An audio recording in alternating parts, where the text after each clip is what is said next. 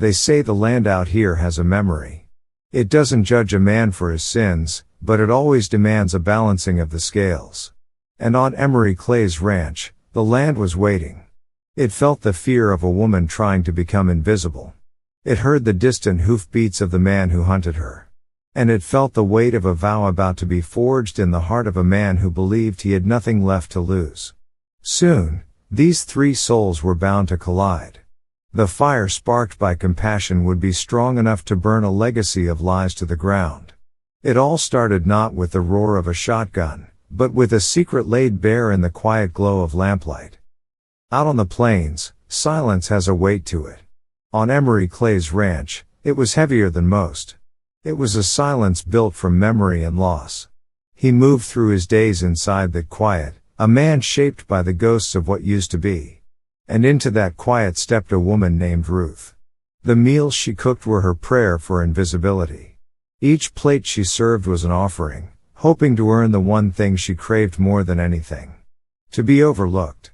She never spoke unless spoken to. Her movements were small, contained, as if she was afraid of taking up too much space in the world. For months, that was all Emory knew of her. A hard worker. A quiet presence. But a man who lives with silence learns to listen to what isn't being said. And he'd begun to hear a story of pain in the way she moved. And then, one evening, he saw it. Not all at once. Just a flicker under the lamplight. A stain of violent purple on her skin, faded at the edges like an old storm cloud. It was shaped like a cruel thumbprint, a mark left by something other than an accident. She felt his eyes on her and yanked the sleeve down, a movement so sharp and practiced it was its own confession. Emory said nothing. He just looked down at his plate, but the silence in the room had changed. It was no longer empty. Now, it held a question. She asked, her voice even, never looking at him, "More coffee, Mr. Clay?" His voice was low and gravelly. "The pot's about to boil over." She turned back to the stove, her back rigid. A few days passed. Emory watched. He saw the way she flinched when he accidentally dropped a tool in the barn. He saw how she always kept her hands covered, even as the weather warmed. Each small gesture was another piece of a picture he did not want to see. One evening, a plate slipped from her hands, shattering on the plank floor. The sound ripped through the quiet. Ruth froze, her shoulders hunched, as if waiting for a blow that wasn't coming. Not from this man. Not in this house. Emory stood, not to help, but just to be there. He looked at her, and this time, he would not let the silence win. "Leave it," he said. "You'll cut yourself." Her voice trembled. I'm sorry. Just clumsy tonight." She bent to pick up the pieces, but Emory stepped forward, his presence gently but firmly blocking her path. "A body doesn't earn marks like that from being clumsy, Ruth." She looked up, and for the first time, their eyes truly met. He saw no defiance in them. Only a bottomless exhaustion. The weariness of someone who had been running for too long. His voice softened, almost a whisper. "I've buried my own share of pain in this house. I know what it looks like." He paused. Who is he? The question hung in the air between them, simple and terrible. It was an offer of sanctuary, wrapped in a demand for the truth. For a long moment, the only sound was the rasping breath of the wind outside. Then, the fight seemed to drain out of her, leaving nothing behind but the brittle truth. Her voice broke, a mere whisper of sound. "His name is Luther Cain." That name did not fade. It settled in the corners of the small kitchen, a shadow that the lamplight could not touch. Luther Cain. In the days that followed, a new kind of quiet fell over the ranch. It was not the quiet of peace, but the stillness of a field before a storm. A listening quiet. A waiting one. Emory found himself watching the horizon line, the place where the prairie met the sky. And one afternoon, the horizon watched him back. A rider appeared, a dark shape against the bruised purple of dusk. He did not approach. He did not wave. He simply sat on his horse at the edge of Emory's property, a patient predator surveying his territory. Ruth saw him from the kitchen window. The plate in her hand stilled. Her breath caught in her throat. She didn't need to speak. Emory saw the recognition in the rigid set of her shoulders. The rider stayed for what felt like an hour, though it was only minutes. Then, with a slowness that was its own kind of threat, he turned his horse and vanished back into the twilight. He had sent his message without a single word. I know where you are. That night, Emory cleaned his shotgun, the scrape of the oil rag on steel the only sound in the house. He knew men like Luther Cain. Men whose power was woven into the fabric of the county, whose money bought silence and whose influence turned lawmen blind. Going to the sheriff would be worse than useless. It would be a warning shot to the enemy. He needed a different kind of law. An older kind. And so, he rode out at dawn, not towards town, but east, towards the broken hills where legends went to retire. He was looking for a man he hadn't seen in a decade. A man with one eye that saw more than most men with two. A former Texas Ranger who had walked away from the badge, but not from the fight. When he returned, he was not alone. The Ranger was a man carved from old hickory and quiet purpose. He moved like he belonged to the land itself, and his silence was deeper and heavier than Emory's own. He nodded once at Ruth, a gesture of acknowledgement, not pity. And then he sat on the porch, watching the same horizon. They did not have to wait long. Luther Cain came back 2 days later, this time with 2 men flanking him. He stopped at the gate, dismounted, and walked forward with the arrogant stride of a man who believed he owned everything he stepped on. Clay, Luther called out, a smirk playing on his lips. You're keeping something that belongs to me. Emory stepped off the porch, his shotgun held loosely at his side. Nothing here belongs to you. That woman isn't your concern, Luther sneered, his eyes flicking towards the house. Give her to me, and I'll forget this whole misunderstanding. That's not going to happen. Luther's smirk widened. He took another step forward. You and what army? And from the shadows of the porch, a third figure emerged. The one-eyed ranger stepped into the light. He didn't draw his weapon. He didn't raise his voice. He simply walked down the steps and stood beside Emory, his single eye fixing on Luther Cain with an unnerving intensity. The air grew thick. The 2 men with Luther shifted on their feet, their confidence suddenly evaporating. Luther's smirk faltered, replaced by a flicker of disbelief, then annoyance. The ranger finally spoke, his voice as dry as dust on a coffin lid. You're trespassing. Luther stared, his bravado cracking. He looked from Emory's shotgun to the ranger's unblinking gaze, and he saw a fight he had not anticipated. A fight he could not win with money or influence. He licked his lips, forcing a dry laugh. No trouble here, he said, backing away slowly. Just paying a visit to a neighbor. The ranger's voice was flat, final. Your visit is over. Luther held his gaze for a second longer, then turned abruptly. He mounted his horse, his movements jerky with bruised pride. He looked back one last time, his eyes filled not with fear, but with a cold, simmering promise of revenge. Then he rode away, leaving behind a cloud of dust and the certainty that this was only a truce. Not a victory. The peace that followed was thin and brittle, like ice over a deep, dark river. Everyone knew it wouldn't hold. Luther Cain was not a man who accepted defeat. He was a man who let it fester, who watered it with hate until it bloomed into a more terrible revenge. The proof came a week later. It wasn't a rider on the horizon. It was a single sheet of paper, nailed to the same fence post where he had first stood. The nail was driven deep, an act of crude violence. The paper fluttered in the wind, a pale ghost against the darkening wood. Ruth was the one who saw it. She walked out alone, her steps even, and tore it from the post. Emory and the ranger watched her from the porch. She read the words, and they saw her back stiffen, her shoulders straighten as if bracing against a physical blow. She walked back and handed the note to Emory without a word. The ink was black, the handwriting sharp and cruel. It said only 6 words. You're not worth dying for, Ruth. It was a poison meant to seep into her soul, to remind her of her worthlessness in the eyes of the world he had built around her. But Emory saw something else in her eyes now. Not just fear. He saw the cold, hard glint of an anger she had buried for a very long time. That evening, the ranger spoke, his voice quiet but carrying the weight of finality. A beast like that is cornered easiest in its own lair. Waiting for him here is a fool's game. Emory nodded once, understanding what had to be done. They would no longer defend this land. They would take the fight to his. So they rode. Just the three of them, moving as swift and silent as shadows cutting through the prairie light.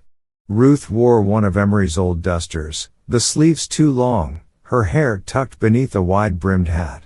She did not look like a victim anymore. She looked like a survivor. The land grew meaner as they rode west, the road narrowing to a scar across the cracked earth. They slept in shifts under a blanket of cold stars, the howl of coyotes their only lullaby. On the second night, she spoke while Emory tended the fire. Even when I ran, she said softly, I never felt free. Not until now. They reached his territory the next morning. The land was fenced high and tight with barbed wire coiled like venom. On a ridge, a stone house loomed over the valley, smoke curling from its chimney like a foul breath. A man with a rifle patrolled near the barn. Another leaned against a corral, watching the road with dead eyes. He's expecting trouble, Emory murmured. The ranger shook his head. No. He's expecting her to come back alone, broken. They waited for the cloak of night. When they moved, it was on foot, silent as ghosts. The ranger vanished into the shadows on the west side of the property. Emory and Ruth crept towards the house, the tall grass whispering against their legs. Every board seemed to groan, every gust of wind felt like a shout. As they neared the barn, a sound drifted out from the darkness within. It was not an animal. It was a whimper. The sound of a child trying to cry without making a noise. Ruth froze, her hand flying to her mouth. Emory pulled her against the rough wood of the barn. He found a knothole, a dark eye peering into the suffocating blackness inside. His blood ran cold. There, in a sliver of moonlight from a high window, he saw her. A little girl, no older than 8, curled on a bed of straw beside a shaggy dog. A heavy chain ran from the wall, splitting into 2 rusted cuffs. One was locked around the girl's ankle. The other was locked around the dog's neck. The world narrowed to that single, horrifying image. A child in chains. In that moment, the mission changed. It was no longer about justice for a wrong done. It was about a right that had to be made. Now. Emory didn't hesitate. He moved toward the barn door, the tool from his saddlebag already in his hand. Ruth was right behind him, her face pale but set with a new and terrible resolve. The door creaked open. The girl flinched violently, shielding her face with a small, grimy hand. The dog let out a low growl, a rumble of fear and warning. Emory crouched low, his voice a soft murmur. Hey now. It's all right. We're not gonna hurt you. The girl didn't move, her eyes wide with a terror so old it seemed ancient. Then Ruth stepped past Emory. She knelt in the straw, ignoring the filth, and reached a hand not for the girl, but for the chain. Her whisper was softer than the rustling straw. I know what that feels like, she said. The girl's eyes fixed on her. And slowly, a lifetime of fear giving way to a flicker of trust, she lowered her arm. Emory moved in, the iron tool in his hand. With a sharp crack, the lock on the girl's ankle snapped open. He broke the dog's chain next. The animal didn't bark, didn't lunge. It simply leaned its heavy head against Ruth's leg, as if it had been waiting forever for this one moment of kindness. And then a voice, slick with false amusement, cut through the silence. Well, I'll be damned. Took you long enough to come back, Ruth. Luther Cain stood at the barn door, a lit torch in one hand, a rifle in the other. His smile was firelit and predatory. Behind him, 2 of his men stepped forward, both armed. I almost missed you, he said, his eyes glinting. He turned his gaze to Emory. And you? You're just a collection of bad decisions, aren't you, rancher?" Emory didn't flinch. He simply stepped in front of Ruth and the child. "Let the girl go, Luther." Luther laughed, a low, ugly sound. "You think courage buys you protection? It buys you a shallow grave." A whistle, sharp and sudden, split the night. It was followed by the deafening crack of a rifle. The torch in Luther's hand exploded into a shower of sparks and flame, plunging the barn entrance into near darkness. He howled, staggering back, clutching a shoulder grazed by the bullet. From the tree line, the ranger stepped out, the barrel of his rifle still smoking. His voice carried across the yard, cold and final. "Next shot's not a warning." Luther, enraged and bleeding, raised his own rifle, aiming blindly into the darkness of the barn. He never fired. Emory crossed the distance between them like a force of nature. He tackled Luther, and the two men crashed to the dirt, fists flying in the pale moonlight. It wasn't a fight. It was an exorcism. Emory moved with the weight of every night he had lain awake, the ache of every prayer he'd sent into the darkness. He fought for his own buried wife, for the woman cowering in his barn, and for the child who had never known a moment of peace. When it was over, Luther was a broken mess of blood and dust on the ground. He groaned once, then lay still. Ruth stepped out of the barn, the girl clinging to her leg, the dog at her side. She stood over the man who had haunted her life, her breathing hard. "You never owned me," she whispered to the unconscious form. The sun rose over the wreckage of the night. The ranger knelt by Luther, checked his pulse, and nodded once. "He'll live. The law can have what's left." He looked at Emory, then at Ruth and the child. He gave a single, curt nod, turned without another word, and melted back into the landscape. His purpose served. The ride back to the ranch was slow, a silent procession. They were no longer three riders seeking justice. They were a man, a woman, and a child, bound together by the fire they had just walked through. That night, the girl slept on a pallet of quilts set between them, the dog at her feet.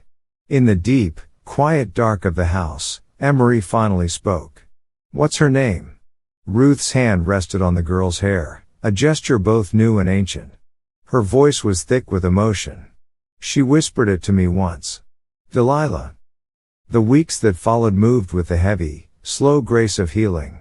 The three of them began to weave a new life, a quiet tapestry made of small, ordinary moments.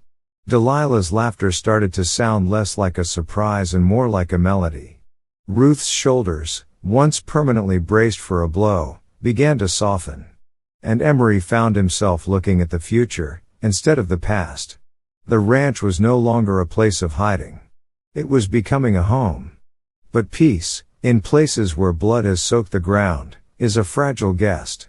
It began with a man watching them from the church fence one Sunday.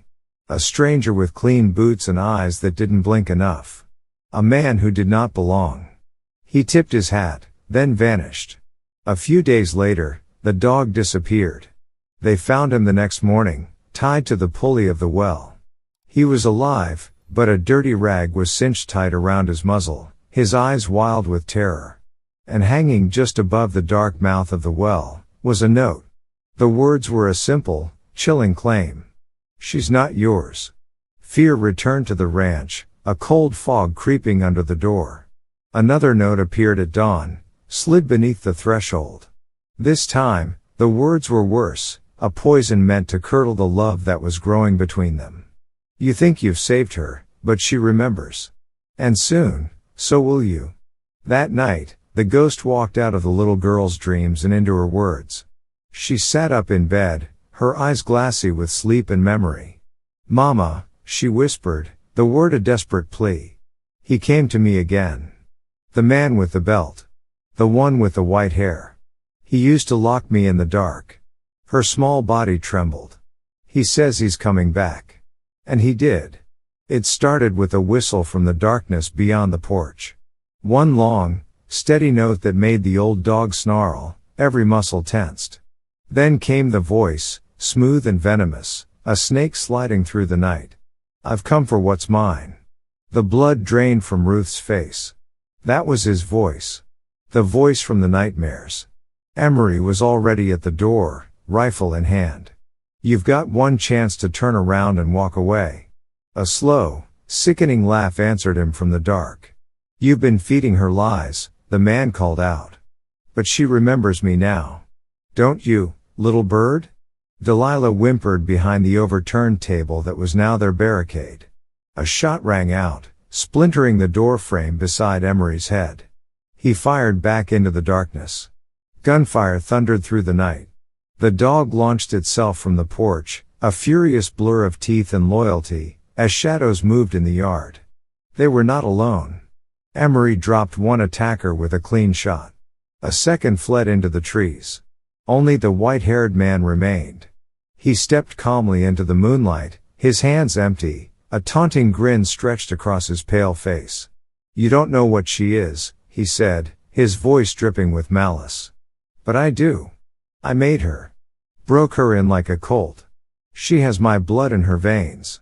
You're nothing but a nightmare she's outgrown, Emory snarled, leveling his rifle. The man took a step forward. Shoot me, and you'll never know the truth. You'll never know what she did. Another shot cracked through the air. He dropped instantly. No more threats. No more smirking. Just silence. Emory approached slowly as the sheriff and his men, summoned by the sound of the fight, rode into the yard.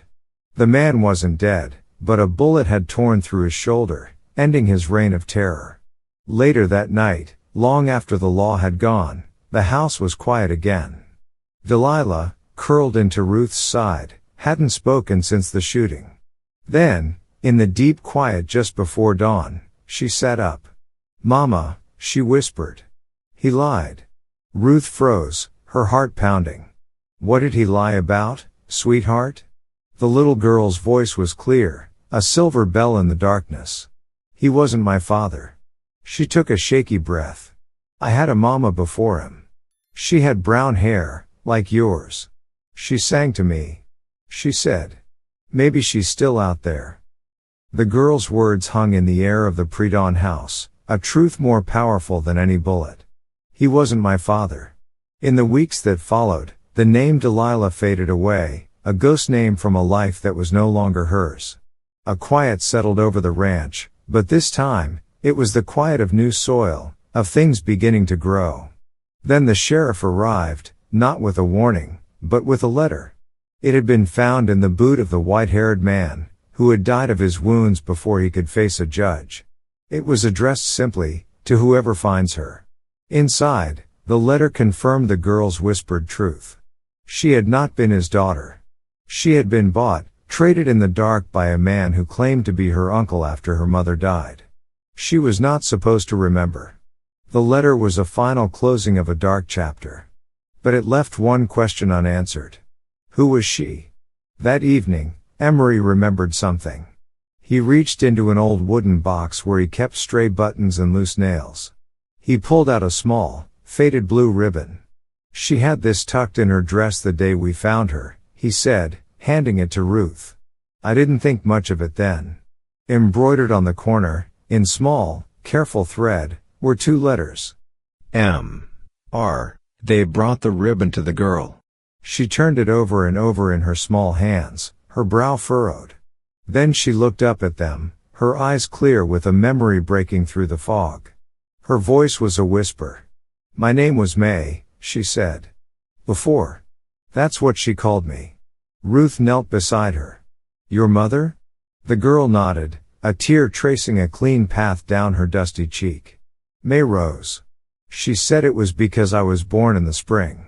And she prayed I'd grow gentle. And strong. From that day forward, she was May again. May rose. Her name was her own. A year passed. Then too. May grew tall. She took to books like Roots to Water, and she loved the horses with a sacred gentleness. Emory taught her to ride. Ruth taught her to bake. And together, they taught her that not every shadow holds a monster. The ranch shifted. It became not just a shelter, but a home, rooted in something deeper than blood. Something earned through fire and forged in love. Then came the spring of the third year. A knock on the door. Not frantic, not threatening. Just quiet, cautious. Ruth opened it with Emory at her side. A woman stood there, older, thin, her face a map of worry and grief. She clutched a tattered newspaper clipping like a prayer. "My name is Clara Ridge," she said, her voice trembling. "I've been looking for my niece. She vanished when she was 5. Just then, May peeked out from the kitchen, curious. The woman's eyes widened. The newspaper clipping fell from her fingers. She dropped to her knees on the porch boards, a sob catching in her throat. "May?" The girl froze. She stared at the woman for a long, silent moment. And Ruth knew, by the way her daughter's eyes filled without blinking, by the way her small hands trembled before balling into fists, that this was truth. Not the kind that wrecked a life, but the kind that stitched it whole. Clara stayed for a week. She told them the story of May's mother, her sister, who had died of a fever, and of the cruel uncle who had sold a child for a pittance. She saw that May was safe. That she was cherished. When she left, she did so with peace in her heart. And May remained where she belonged. Not because she was claimed, but because she had chosen. Spring had come again to the ranch, gentle and gold-lit, like a promise whispered instead of shouted. The past had carved deep scars, but love had filled every one of them. Because family wasn't always born. Sometimes, it was found. Sometimes it arrived in a dark barn, at the edge of grief. And sometimes, it called you Mama, long before it even remembered its own name.